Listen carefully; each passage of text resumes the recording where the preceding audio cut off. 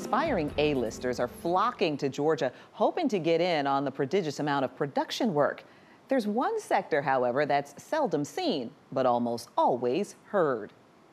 Long before Hollywood set up shop in Georgia, an under-the-radar group of actors were already working steadily in the Big Peach.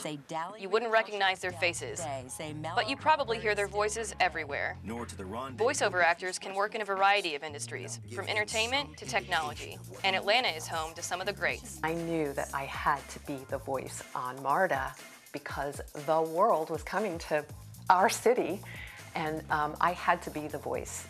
Helgeson read about MARTA's search for an automated voice to help guide visitors around the city before the 1996 Olympic Games.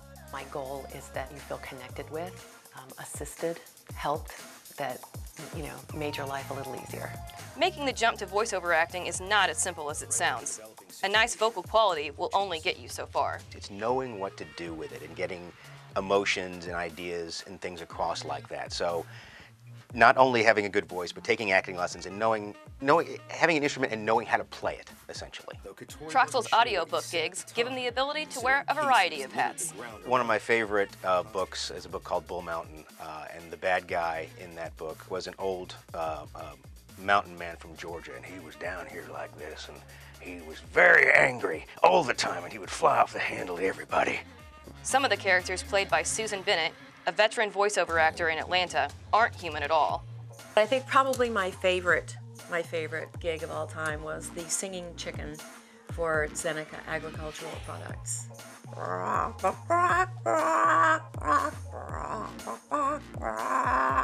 Bennett can sing, do accents, and camouflage her voice in a number of ways. I'm Tilly the all-time teller. In the 1970s, Bennett was the voice of Tilly the all-time teller, but her most well-known role is the original voice of Apple's Siri. Say the dowing ding again. She recorded Siri's voice through another company called Nuance, and she was quite surprised to hear herself when Apple introduced the virtual assistant. I didn't ever find out that I was going to be Siri.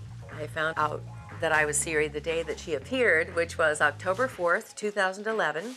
Yes, she's a Libra. Helgeson, Troxell, and Bennett have decades of voiceover experience. But the industry also has scores of new entrants, thanks to advanced technology and the film industry's growth in Georgia. I think in general, they still do a lot of major casting in Los Angeles, and then, people in Atlanta and the surrounding areas would probably have smaller roles. But I mean, it's definitely a positive influence. Atlanta has become a serious hub for voiceover talent, and it's time for local industry leaders to make some noise so that Hollywood will finally take notice. Reporting for Biz, I'm Ellie Hensley. Well, we want to make some noise about the show. Tweet us at BizAtlanta and visit us on Facebook. You can also go to our website, atlantabiz.biz, for more information and view those past episodes too.